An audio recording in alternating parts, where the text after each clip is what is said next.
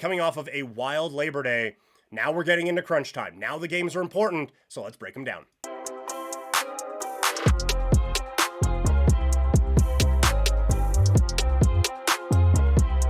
It is another week of Canadian football coming off of the weekend in the CFL. Labor Day now, the playoff push is on. Swig of water for the working man.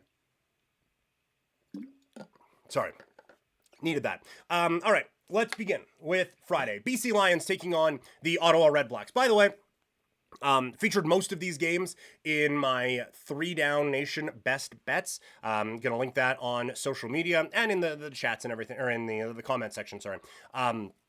So not going to officially give predictions here, but give breakdowns, and you can check out the official picks over there. But BC taking on the Ottawa Redblacks.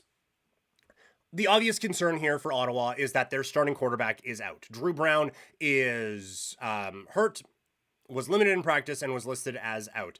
Ottawa is 2-4 when they have Drew Brown in the lineup, averaging 30.5 points a game. Without Drew Brown, they're 1-4, averaging 18 points a game, and they haven't scored more than 20 in any of them. They're taking on BC, who we talked about in the power rankings, has figured it out on offense.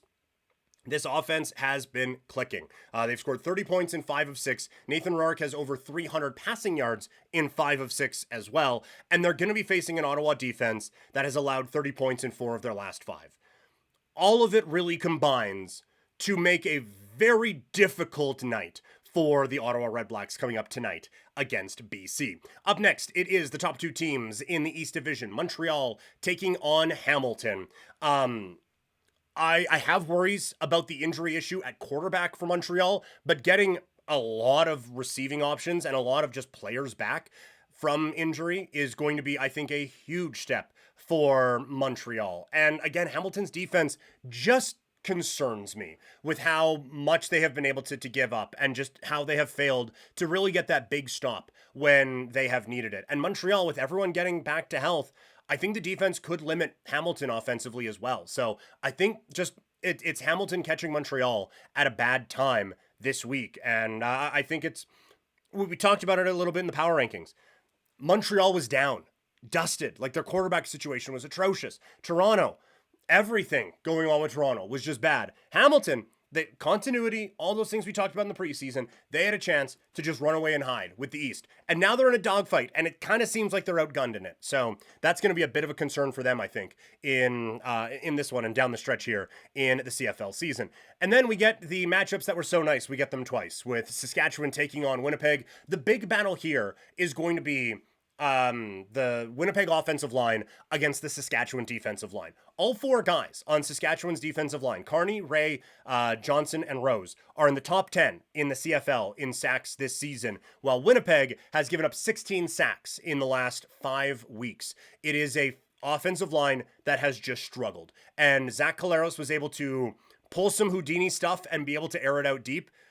With no shown this week, he is out with an injury. I think that helps Saskatchewan even more here. The one thing that gives me a bit of pause on the Riders side is Brady Oliveira. They just didn't use him enough last week against the Riders. And I feel like having a week to just be like, yeah, we probably messed that up. He's going to be a big part of the game plan. Now, Saskatchewan's very good at stopping the run, but they have had some troubles in the past against running backs catching the ball out of the backfield. So they will have to figure that out here. But this is, I still think that aside from Winnipeg doing swing passes to Oliveira and Dembski and Oliveira and Dembski, aside from that, they're going to get to Collaros at some point and cause those big game-changing plays. So I like Saskatchewan again here in this spot this week. And then Calgary against Edmonton. I am surprised that the spread is still just 6. I get Edmonton's at home, but Edmonton's 2-3 at home, and the Stamps have only lost once on the road this season. 7 of Calgary's 8 wins have come by more than a touchdown. So a big spread, it scared me off last week, and it shouldn't. We saw last week, Calgary is just substantially better than Edmonton is. I like the Stamps. I know I said I'm not going to do picks, but that one, you get that one for free. But check out the rest of them over at the best bets on 3 Down Nation.